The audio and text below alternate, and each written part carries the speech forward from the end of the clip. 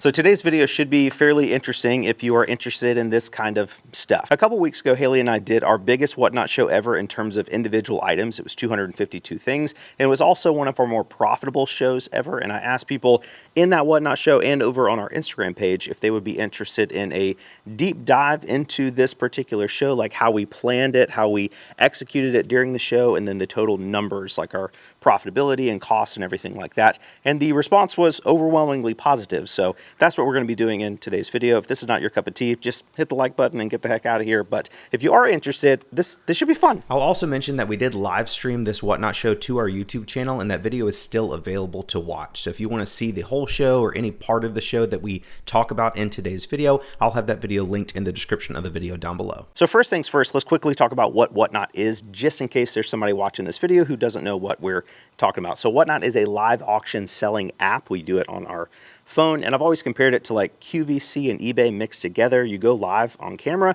and then you hold up your items one at a time and sell them to the people that come to your show. It's super fast paced. All of our auctions are usually like 15 to 20 seconds. So we sell, in the 252 items we sold in this show that we're breaking down in today's video, that took us about 4 hours. So 250 items in 4 hours, that's pretty fast. I will have a link in the description of the video down below if you guys want to sign up for Whatnot from a buyer or seller perspective. New buyers do get $15 off your first purchase and $25 in free shipping, and new sellers get their first $150 in sales matched by Whatnot that you do in your first week. So pretty good incentives. Definitely check it out if you're interested. I'll also mention that this 250 item show was significantly larger than what we normally do over on Whatnot. Normally it's 2 to 3 shows per week with 30 to 50 items per show, depending on how many things we find that week or what we can scrounge up in the warehouse. And our average selling price in our normal shows is just under $10, like $9.85. So we're getting stuff at the Goodwill bins or at the flea market for 25 cents up to like $3, $4, $5, and we're selling those items for $8 on the low end, all the way up to like 12 to 15 on the high end. So it's not a ton of profit per item, but if you can, spend $2 on something and triple your money, and you do that 150 times a week, that's where it becomes profitable. But we wanted to do a bigger show with better items, hopefully a better average selling price, and get people really excited about this particular show. So that's where we get into the plan. So throughout the last 3 years of selling on Whatnot, Haley and I have learned that if you schedule a show out in advance by at least a week, maybe even 2 or 3 weeks, and you spend a little bit of time advertising that show, like sharing it on your personal Facebook page or in a Facebook group with other resellers, or on your Instagram or something like that, you'll almost always get more bookmarks for that show, which is where people go and save it and tells Whatnot to remind them when you go live. And more bookmarks leads to more viewers, and usually more viewers leads to more customers and higher average selling prices, which was the plan here. So we tried to heavily advertise this show. I think I talked about it in 2 different YouTube videos, and I also posted about it on our Instagram stories, I think 3 times, maybe once like a week before the show, once 2 or 3 days before the show, and once like several hours before the show. I just wanted people to know, like, hey, we're selling really good stuff this date and time. You definitely don't want to miss it. We also decided to give away an iPad in this show as a buyer's giveaway, which was kind of an expensive item, but I thought, 250 items, the iPad was like $250. So if the idea of maybe winning an iPad encouraged people to bid at least $1 more per item that we run, that extra dollar bid would pay for the $250 iPad. And spoiler alert, that I think it worked. And just in case you guys don't know, a buyer's giveaway on Whatnot is kind of exactly what it sounds like. It's a giveaway that you do at the end of your show, where the only people that are allowed to enter that giveaway are the people that were customers, people that bought something during that show. So it's a way to reward your customers and maybe incentivize people to buy an item that maybe they wouldn't otherwise. We also included in our advertising that all of the auction items we had would have a starting bid of just $1, which is exciting unless you're selling like small stuff that's worth $5 or $10 on eBay. People don't really care about that. So I also included the fact that we were loading in really high quality inventory to that show and still starting that stuff out at $1. Stuff like Nike foam posits, like $140 Fox motocross racing boots. We had a Tory Burch wallet worth like $150. We had a Coach, several Coach purses, and Dooney and Burke, and all this like really high quality stuff that on another website like eBay or something would sell for $50 to $150. And when we advertise that we're starting those auction items off at $1, that's generally pretty exciting. Even if that stuff ends up selling for close to market value, it's still exciting to see an auction where it at least starts at $1. And usually people see that and they get excited enough to at least bookmark the show, and that's what we were going for. And leading up to the show, I was doing a lot of research into actual retail establishments like Costco and how many different pricing and shopping strategies they implement into their stores. And you'd be surprised like how much stuff is going on that the average consumer is not aware of. For instance, when you walk into Costco, usually one of the first things you see is like a $5,000 flat screen TV, because that's one of the most expensive things they have. And they put that right at the front door, because if the first thing you see is a $5,000 TV, everything else in the store seems cheap in comparison, leading you to probably purchase more of it. Same thing with their loss leaders. Like obviously they're losing money on their $4 rotisserie chickens and $1.50 hot dog combos, but they hope that while you're in there getting that stuff, walking all the way to the back where they put the rotisserie chicken, that hopefully you'll grab some other stuff when you head to check out. So there's a lot of different strategies that are implemented by real businesses nowadays that I think us as small business owners would be doing ourselves a disservice if we didn't take a similar approach in our own businesses. There were some other things that went into the planning phase of this Whatnot show. For instance, I made this graphic here, which was our thumbnail on Whatnot. This is just a static image that people would see as they're scrolling through. I made sure to put free iPad in there to get people's attention. And I also added some like other recognizable name brands of items that we were selling that were all starting at $1. I'm not sure if the thumbnail is super important, but I do think it's a good idea, especially if you're already going out and advertising the show heavily. Just use a website like Canva and just make something like that graphic image totally for free. So out of the 250 items we had in our show, I'd say only about 50 of them were considered high value items, stuff that was worth, maybe $50 to $150 that we would very likely lose money on, or at least not sell for full market value. But our hopes were that they created excitement in the advertising, they got people to the show, and when people came to the show to get good deals on that stuff, which pretty much all of it did sell for a really good deal, they would buy other stuff as well. Some of the other 200 items that we had available that were far more profitable. That was the plan. We also had to get 200 more items. So as we were planning for the show, I bought a big Funko Pop lot. I had an opportunity when my friend Shane reached out. He had 67 Funko Pops for $250, which was a good deal regardless, like less than $4 per pop. So we bought those. We had a bunch of stuff left over from our Disney haul last year, which we've already made way more. We've made our money back. We're well into the profit on that. So it's almost free if you think about it. We also had just a bunch of random stuff we got at the Goodwill bins and other thrift trips. So it's very low cost of goods into this show. I'd say when you put the Funko Pops, the iPad, the Disney stuff and all the bin stuff together, we probably had a total of about $1,000 worth of inventory into this show. So $1,000 in sales, that was our break-even point. Everything after that, once we sold everything, that would be our profit. I think that covers all of the planning portion of this show. Now we can talk a little bit about the execution of the show, stuff we do during our show to make sure our viewers are having a good time. Because if viewers have a good time, they become buyers. And if buyers have a good time, they become repeat buyers. And that's what a successful Whatnot channel is all about. I think one of the easiest things that we do in our shows that you could do in your show to kind of make it seem more fun is just wearing a cool hat, a little silly hat or something, something like this. We actually have a whole rack of Halloween costumes that we'll wear sometimes. I usually wear costumes a little bit more than Haley, but she's been known to don one sometimes. So if you're scrolling through Whatnot and everybody's just dressed normal, and then you see somebody with a Viking hat on or dressed like a big wavy tube man or something, that catches your attention. If you catch your attention, you have a chance to entertain them and make them have a good time, and then they might buy something from you. Generally, that's how it happens for us. Do you want to be peanut butter or jelly? I think we got these last Halloween. We've used them maybe 3 or 4 times, but literally every time we are in a show and we dress up, it's all the chat talks about. It's fun. There you go. Look at us. Especially if you add a cool hat. Her head's a little oblong.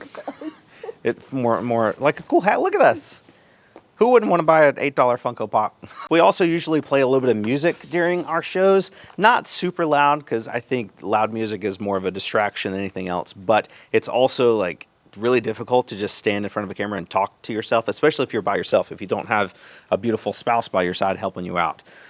So I think just playing a little bit of background music just makes it easier on you as a seller and maybe cut some of the dead air or whatever that may happen in a common Whatnot show. Since we're talking about costumes, to show off Moses' costume. Oh, yeah. That Kim and family bought him, and it's really cute. It is really cute. Come here, little shark boy. Look at him. He, he's a shark. This is his fin. There he goes. Cue Jaws theme song. But I don't know. I think being entertaining on Whatnot is obviously super important, but it's also very individualistic. Like, you have to find something that works for you, something that you're comfortable doing that also the chat enjoys. I've seen some shows where it's kind of cringe, like the seller is trying to be funny or whatever, but the chat doesn't doesn't see it that way.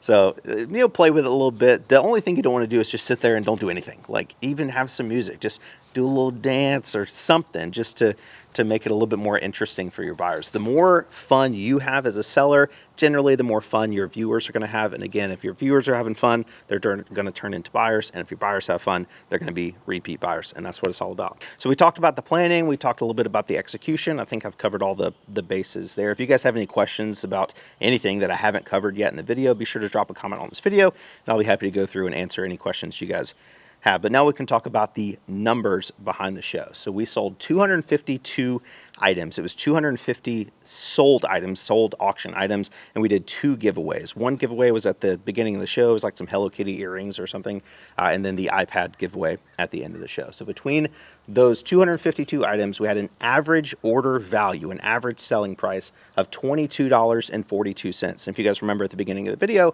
I said our normal average selling price was less than 10, like $9.80 something. So we more than doubled our average selling price. So that's the first sign that this show did really well. Something else that was really interesting in this show is that we had a total of 153 buyers, meaning that numerous people bought multiple things, which is always good.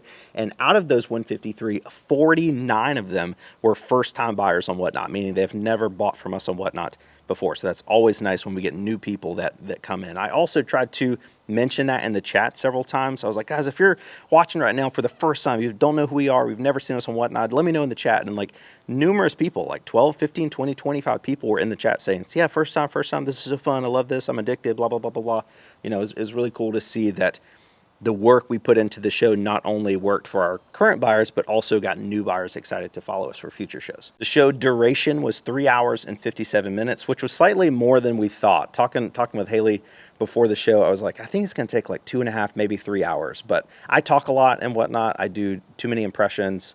Too much is going on. I get on little soapboxes here and there. So 4 hours for 250 items. What's the math on that? Like, if we sold one item a minute, it would take 250 minutes divided by 60 would be 4.6 hours. So maybe like 45 seconds per item. We start things out at 15 seconds, but if the bids keep coming, it'll add a little bit of extra time. So between 45 seconds and a minute per item overall, I think that's pretty decent. Our max concurrent viewers, meaning the most people we had in our show watching at one given time, was 530, which is like within our top 10 most popular Whatnot shows we've ever done in the last 3 years, which means that our advertising we did on YouTube and Instagram worked. It got people to bookmark, it got people to show up to the show. So 530 at one time was the most we had. And overall, throughout the entire 4-hour period, we had 6,158 different people tune into the show at one point. So that is awesome. There are thousands of people on Whatnot. I know a lot of people don't know about the app and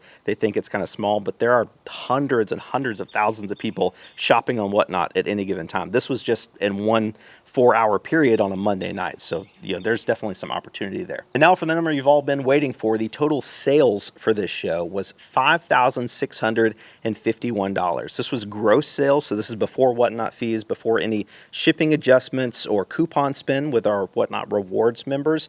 But after all that is taken out, we had a total revenue, what we actually got paid from the show, of $4,900.96. And if you remember at the beginning of the show, of today's video, I told you that we had about $1,000 worth of inventory and the iPad invested into the show, meaning our total profit is about $3,900. Not too bad for 4 hours worth of work. We did have extra hours involved in shipping. Our helper Kim came and shipped everything over the course of 2 days, so we probably have like 6-7 hours worth of her wage was $25 an hour.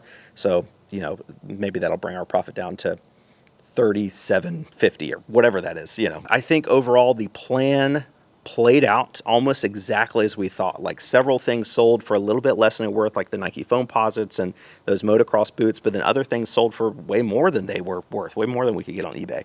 And that happens in a Whatnot show. You never really know what's going to happen when you auction stuff at $1. Like, it might work out, it might not. And I would usually not recommend starting stuff at $1, for most sellers. But if you have a big show that where people are excited and there's 300, 400, 500 people in your room at one time, you can get away with starting stuff at $1. I also want to say that I'm well aware that our social media following on YouTube helps us be successful on Whatnot, but I'm also wanting to tell you guys that you can grow an organic following directly on the Whatnot app. You don't have to have a previous social media following. If you look at somebody like Noah Baller on Whatnot, or Anea_F, or there's dozens of sellers that I know personally that have no social media following at all, and they're doing way more than $5,600 a show. These people are doing $10,000, $20,000, $30,000 a week easily on Whatnot. Some of my favorite sellers are Renzy, RNZY. They do shows every single day. I think it's just Monday through Friday. But his average show over the course of like 4 hours is like $12,000. It's crazy. I think my microphone died at that last clip, and I don't remember what I was what I was saying, but you guys get it. Just, you don't have to have a pre-existing social media following to be successful and Whatnot. You can build it right on the app itself. But thank you guys so much for watching today's video. Mose and Haley, appreciate your time as well, right? We were actually kind of nervous about making this video because I know it's like a kind of a niche topic or whatever, and it's not super interesting for most people. But if you made it this far and you enjoyed it, definitely appreciate your time. Hit the like button, just, I don't know, in case. What's going on? There's a deer right over there. Oh yeah, look at, hold on, let me flip the camera around. There's a deer. All right, you see him? He's moving. Hey buddy. There he is. Do you think he's a subscriber? Probably not. But you could be.